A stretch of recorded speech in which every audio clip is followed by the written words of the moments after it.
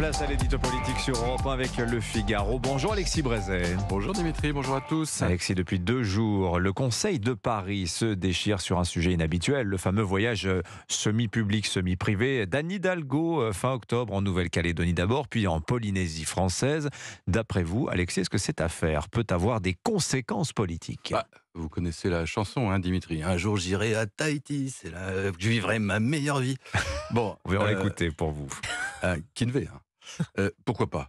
Pourquoi pas, après tout, Personne ne saurait reprocher à Anne Hidalgo de s'accorder un peu de repos sur les cocotiers.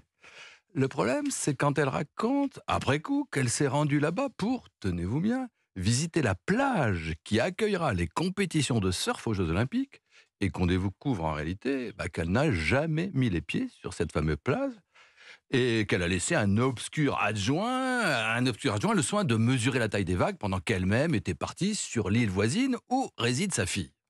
Alors, on n'a beau pas être particulièrement méfiant ni tatillon, cette escapade, qui inscrite à aucun agenda officiel, pose quand même quelques questions. Questions qui redoublent quand on découvre, alors même que la maire de Paris était au bout du monde, que ses services de communication chez nous publiaient l'air de rien sur les réseaux sociaux une vidéo de la dame à bicyclette dans les rues de la capitale, avec cette légende qui vaut quand même son pesant de fleurs de tiare. Quand les rayons de soleil sont de retour, c'est à vélo qu'on les savoure. Bon, la rime est pauvre, mais avouez, comme on dit chez Vainé, c'est gonflé. On aurait voulu mener en bateau les Parisiennes et les Parisiens, on ne s'y serait pas pris autrement. Mais est-ce qu'il y a dans tout cela quelque chose d'illégal, Alexis ? Pas forcément, si aucun argent public n'a été dépensé pour financer la partie privée du déplacement. C'est ce qu'affirme Anne Hidalgo, c'est ce que confirme la commission de déontologie de la ville de Paris, qui dit que tout est régulier. Bon, alors il est vrai que les 9 membres de la dite commission sont tous nommés par la maire de Paris elle-même. Évidemment, ça peut aider. De toute façon, nous verrons bien si la justice, la vraie, se penche finalement sur la question.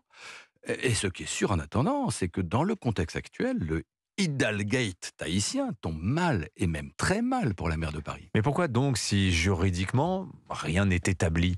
Parce qu'il n'y a pas que le droit, Dimitri. Il y a le symbole, le message de désinvolture, de duplicité et d'hypocrisie que toute cette affaire envoie à l'opinion. En ce moment, quand la tragédie du monde se joue sous nos yeux, qu'elle a des répercussions chez nous et jusque dans les rues de Paris, peut-on décemment partir se la couler douce au soleil comme si de rien n'était ? En avion, qui plus est, alors qu'on n'a que les mots bilan carbone à la bouche, qu'on persécute les automobilistes, les pauvres parce qu'ils ont des voitures trop vieilles, les riches parce qu'ils ont des SUV trop gros. Et puis, quand les finances de Paris sont exsangues, quand la ville ruinée croule sous la dette, peut-on assumer de dépenser tant d'argent pour un motif aussi ténu ? Alors que contrairement à tous les engagements qui avaient été pris, on vient d'augmenter la taxe foncière de plus de 50%.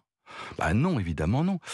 Alors pour sa défense, Anne Hidalgo invoque le harcèlement sexiste dont elle serait l'objet. Voyons. Elle dénonce l'acharnement politicien de sa grande rivale Rachida Dati. Elle fustige l'instrumentalisation de sa vie privée.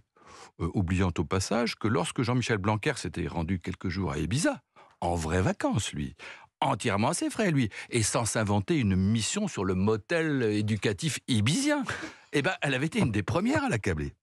Bref, elle se débat comme un beau diable, mais en vérité, si elle s'agite autant, c'est sans doute qu'elle a compris qu'après Tahiti, elle avait fini de vivre sa meilleure vie.